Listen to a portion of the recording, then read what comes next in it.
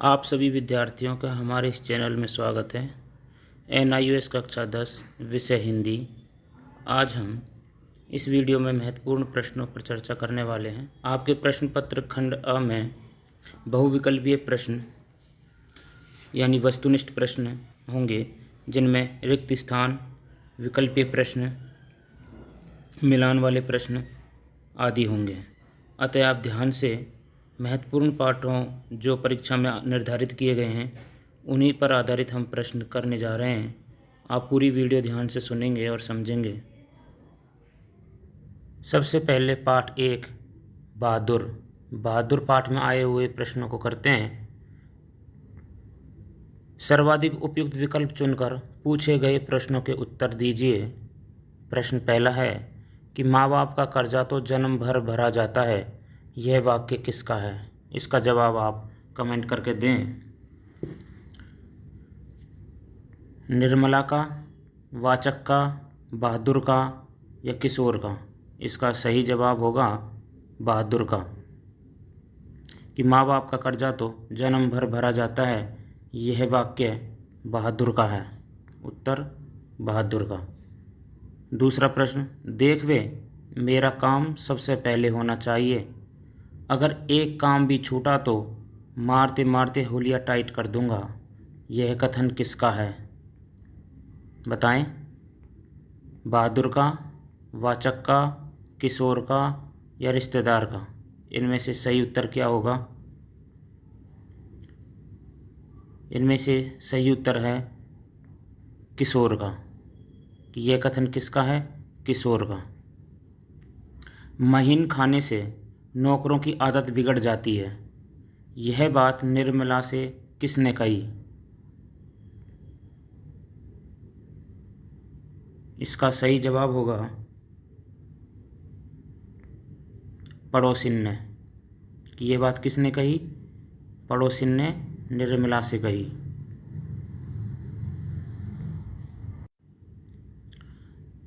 पाठगत प्रश्न, सर्वाधिक उपयुक्त विकल्प चुनकर पूछे गए प्रश्नों के उत्तर दीजिए।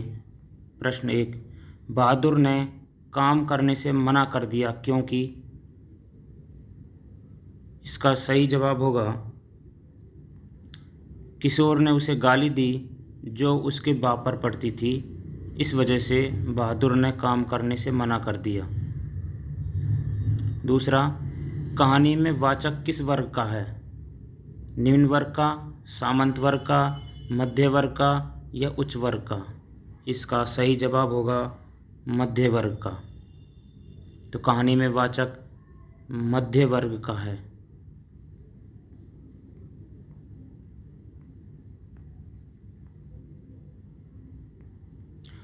बहादुर बहुत संवेदनशील है क्योंकि? इसका सही जवाब होगा झूठे आरोप लगने पर वह घर से भाग जाता है।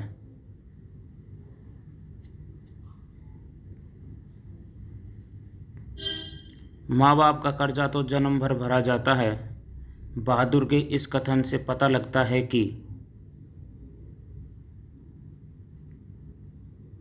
इसका सही जवाब होगा उसे माँ बाप के प्रति अपने कर्तव्य का बोध है।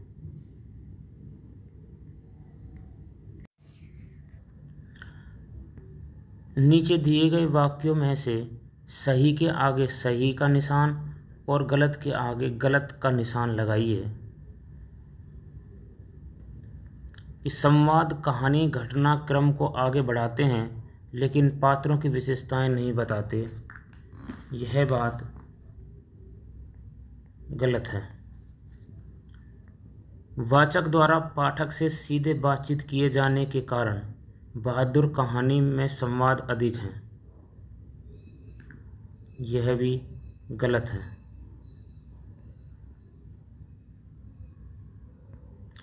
सामाजिक, आर्थिक, पारिवारिक स्थितियों एवं वातावरण के कारण व्यक्ति के व्यवहार पर प्रभाव पड़ता है, ये सही। मध्य वर्ग केवल रहन सहन और खान पान में ही दिखावा नहीं करता, भाषा के स्तर पर भी करता है, यह भी बात सही है। सर्वाधिक उपयुक्त विकल्प चुनकर पूछे गए प्रश्नों के उत्तर दीजिए कि बहादुर कहानी के अंत में क्या अभिव्यक्त नहीं होता।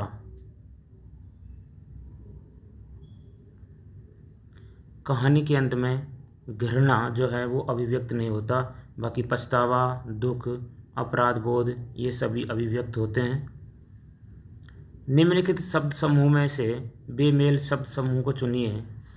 तत्सम, निसंदेह, वातावरण, अनुमान ये सभी शब्द तत्सम शब्द हैं। आगत यानी सुपुर्द, हिदायत, तकलीफ ये सभी आगत शब्द हैं। तद्भव, अब हमें पहचान करना है। आँखें भी तद्भव है, खेत भी तद्भव है, लेकिन वंशखट, ये वंशखट जो है ये एक देशज शब्द है, तो ये किस में आना चाहिए? देशज शब्द में आना चाहिए, तद्भव में है। इस वजह से इसका ऑप्शन ग बिल्कुल बेमेल शब्द समूह है। देशज में तीता, पुलई, खटना ये सभी देशज शब्द हैं। ठीक है, तो प्रश्न नंबर तीसरे का ग ऑप्शन होगा जो बेमेल है। तत्सम, आगत, तद्भव, देशज इन सभी शब्दों के बारे में आप डिस्क्रिप्शन में लिंक दिया हुआ है, वहाँ से शब्द देख सकते हैं। तत्सम, आगम, आगत, तद्भव, देशज शब्द। प्रश्न नंबर 4 कि बहादुर घर में फिरकी की तरह नाचता रहता था का आशय है कि वह काम करने के लिए इधर से उधर दौड़ता रहता था, इस वजह से उसे फिरकी की तरह नाचता रहना कहा गया है। उत्तर होगा घ। पाठ 2 दोहे में आए हुए प्रश्न।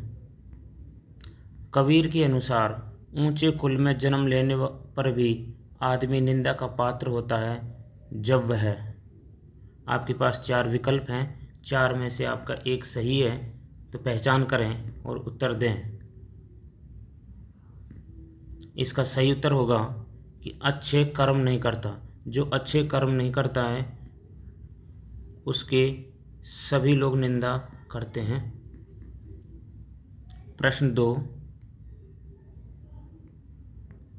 अच्छा गुरु यानी अच्छा गुरु कौन सा होता है? जो कमियों को दूर करता है। कबीर ने दोहे में जल की तुलना किससे की है? जल की तुलना धन से की है।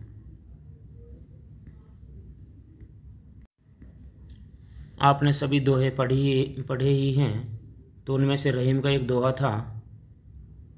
प्रश्न है कि रहीम के अनुसार खून, खांसी, खुशी, बैर, प्रीति और मदपान के अतिरिक्त और कौन सी चीज़ छिपाए नहीं छिपती है? दोहे को याद कीजिए कि खैर, खून, खांसी, खुशी यानी खैर, खैर यानी कत्था, तो उत्तर क्या होगा? कत्था। अब दादुर वक्ता भय से कवि का क्या आशय है?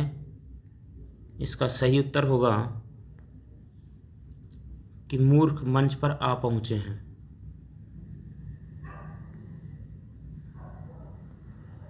कि पावस देखी रहीम मन कोयल सादे मौन, अब दादुर वक्ता भय हमको पूछत कौन। ऊपर दिए गए दोहे में कौन सा अलंकार है? उत्तर बताएं। इसमें दृष्टांत अलंकार है या उपमा अलंकार है या रूपक अलंकार है या अन्योक्ति अलंकार है? इसका सही उत्तर है अन्योक्ति अलंकार।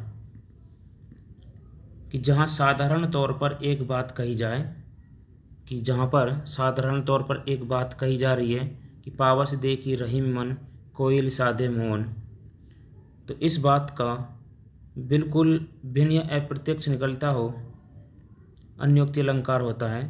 कि जहाँ पर साधारण तौर पर एक बात कही जाए पर उसका अर्थ बिल्कुल भिन्न या अप्रत्यक्ष निकलता हो, वह अन्योक्ति अलंकार होता है।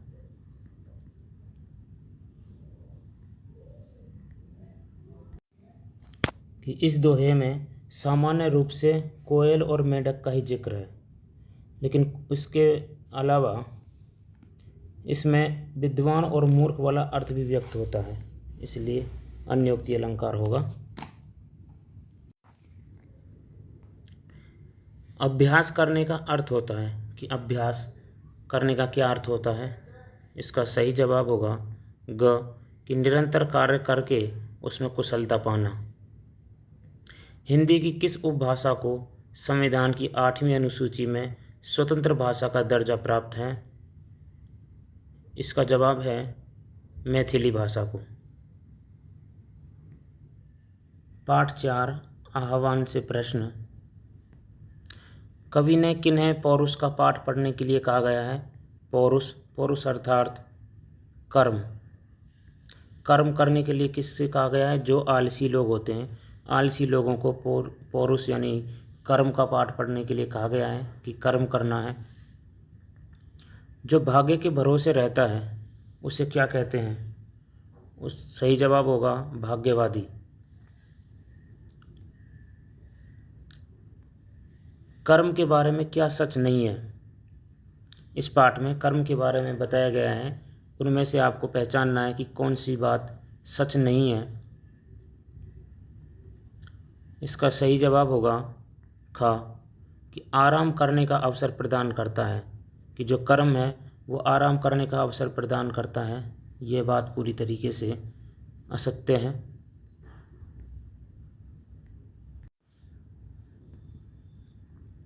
जो लोग कभी पीछे थे वो कैसे आगे बढ़ गए। कठिन परिश्रम करके। तो उत्तर होगा घ कठिन परिश्रम करके।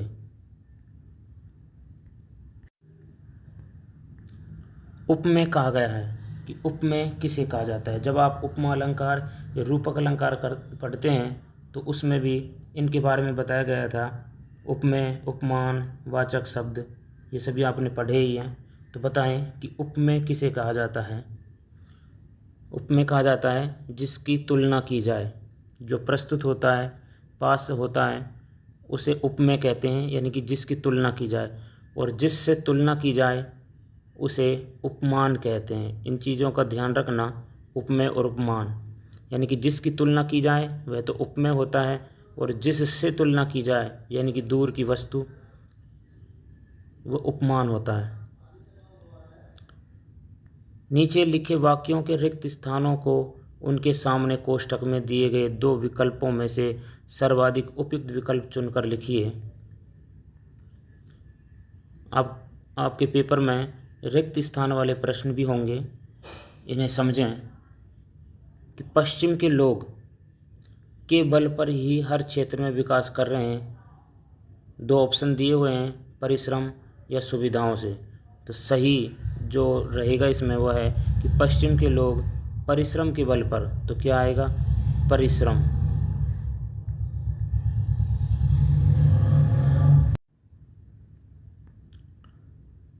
परिश्रम न करने पर यदि हम असफल हुए तो इसके लिए दोषी होंगे।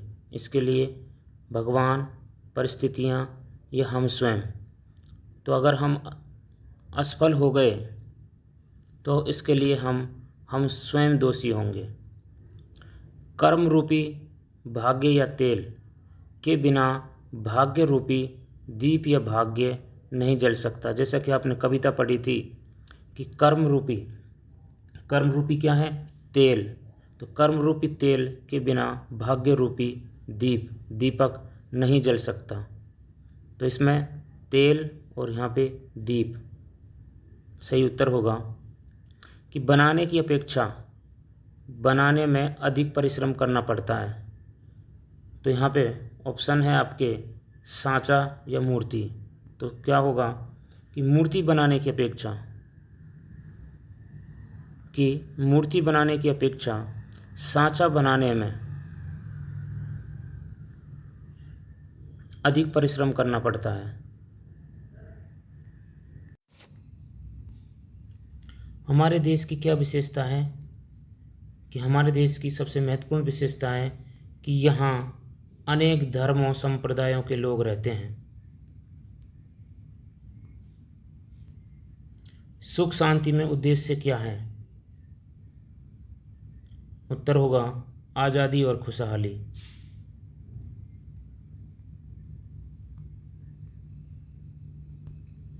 बनती नहीं क्या एक माला विविध सुमनों की, कहो पंक्ति का क्या आशय है। इसका उत्तर होगा ख कि अनेकता होने पर भी एकता हो सकती है। जब विविध यानी कि विभिन्न अलग अलग जो पुष्प हैं उनकी जब माला बन सकती है तो उसी तरीके से हमारा देश अनेकताओं का देश है। तो यहाँ पे अनेकता होने पर भी एकता हमारे देश में हो सकती है।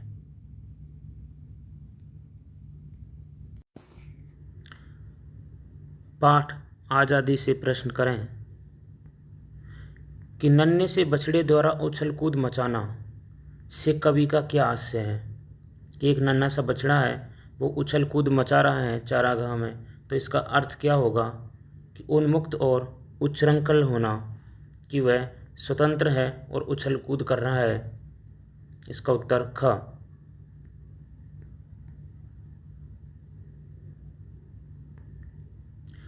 अंधकार से प्रकाश की ओर उन्मुख होने का क्या आशय है। कि अंधकार यानी अज्ञान से ज्ञान की ओर जाना। उत्तर ख। निम्नलिखित शब्दों में से किस शब्द में ई प्रत्यय नहीं लगा है। प्रत्यय और उपसर्ग भी आपने पढ़े हैं, आप प्लेलिस्ट में जाकर के वीडियो देख सकते हैं। अब आपको पता लगाना है कि इन शब्दों में कौन से शब्द में यानी ऑप्शन में ई प्रत्यय नहीं लगा है। जैसे ज्ञानी, दानी, ऑप्शन है पानी और धानी। क्या है? पानी और धानी। तो इसका सही उत्तर होगा ग, पानी।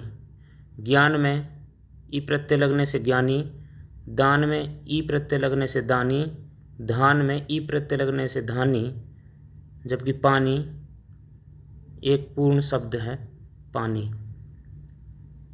पानी में ई प्रत्यय नहीं लगा हुआ है।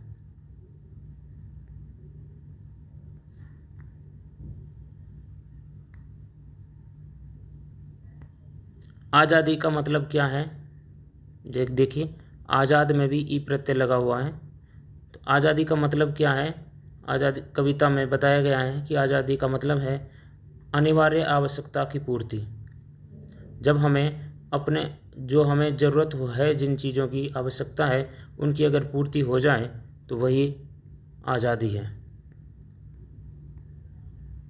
इस प्रश्न में कि आज़ादी किसके लिए क्या है, एक रेखा खींचकर मिलान कीजिए। आपने कविता पढ़ी है कि जो भयभीत होते हैं उनको अगर पनाह मिल जाए, किसी शरण मिल जाए तो उसके लिए वही आज़ादी है। जीवन के लिए बलिदान, शिकारी के लिए तीर, तन्हाई के मारे के लिए महफिल, अज्ञानी के लिए ज्ञान और जो थका मांदा है उसके लिए बिस्तर। ये क्या है? आज़ादी है।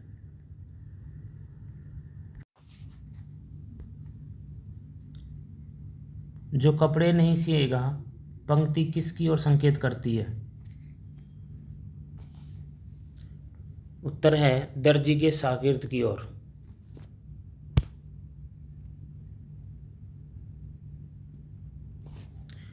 दर्जी एक प्रकार का व्यवसाय है। नीचे दिए गए शब्दों में कौन सा व्यवसाय नहीं है। बढ़ईगिरी, डॉक्टरी, कारीगरी, राजगिरी। इसका सही उत्तर है कारीगरी। दर्जी के अनुसार आज़ादी को भोगने का अधिकार किसे होना चाहिए। आज़ादी में कर्म पर विशेष बल दिया गया है, कर्म के बारे में बताया गया है। तो इसका उत्तर भी होगा कि जो निरंतर कर्म करता है उसे ही सही मायने में आज़ादी भोगने का अधिकार है।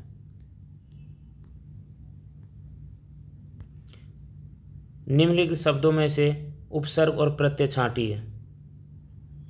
अब आपको इन शब्दों में अनंत, गतिमान, शिकारी, अज्ञानी, चमकीली और बोने वाला, इन सब में उपसर्ग और प्रत्यय अलग करने हैं। जैसे अनंत में अन उपसर्ग है, अन प्लस अंत तो अन उपसर्ग है। गतिमान में मान प्रत्यय है, मान। शिकारी में ई प्रत्यय है, ई, शिकार और ई। अज्ञानी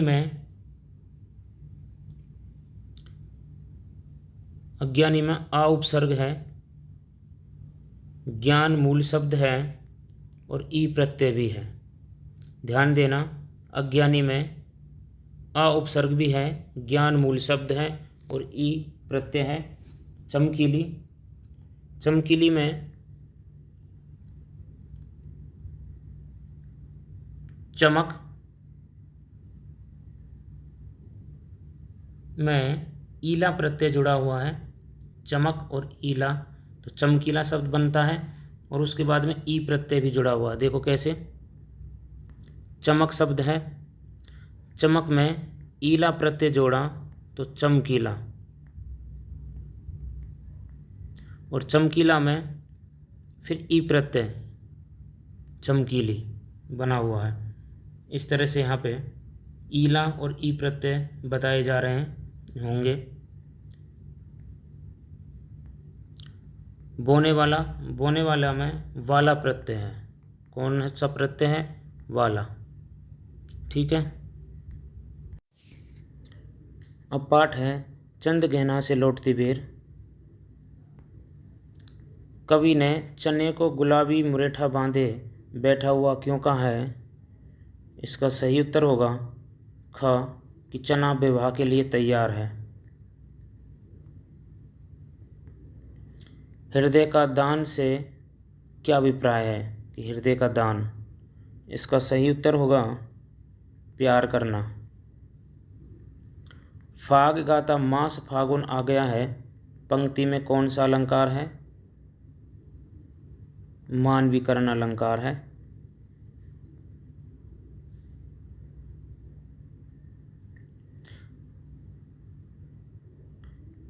प्रेम की प्रिय भूमि उपजाऊ अधिक है। प्रेम की प्रिय भूमि उपजाऊ अधिक है, किसके लिए कहा गया है? इसका सही उत्तर होगा ग्रामीण परिवेश के लिए। तालाब के तल में भूरी घास लहरियां क्यों लेती है? क्योंकि तालाब का पानी हिलता है। जब तालाब का पानी हिलता है तो जो तालाब के तल में जो भूरी घास है वो लहर की तरह लहरा रही है, तो वो लहरियां ले रही है। चांद गोल खंबा सा क्यों लग रहा है?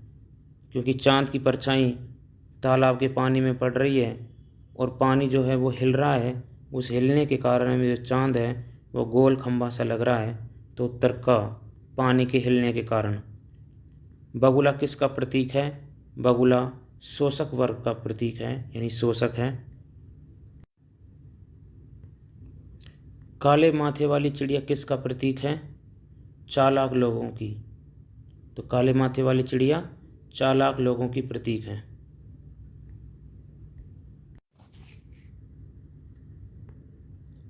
कविता में सरसों का सयानी होने का संकेत किससे मिलता है?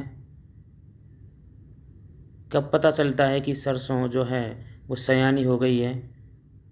तो सरसों में पीले फूल आने से, जब पीले फूल आ जाते हैं तब पता लगता है कि सरसों का सयानी हो गई है।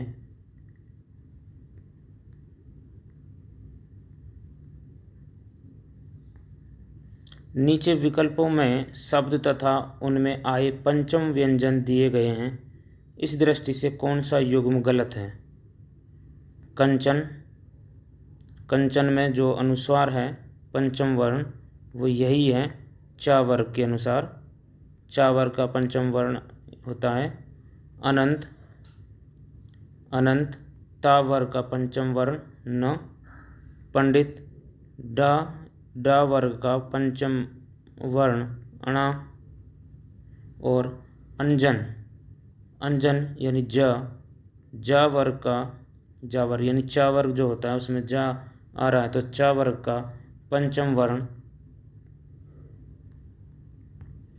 ये नहीं होता, ये का वर्ग का होता है। इसलिए ये ऑप्शन जो है घ सही उत्तर होगा।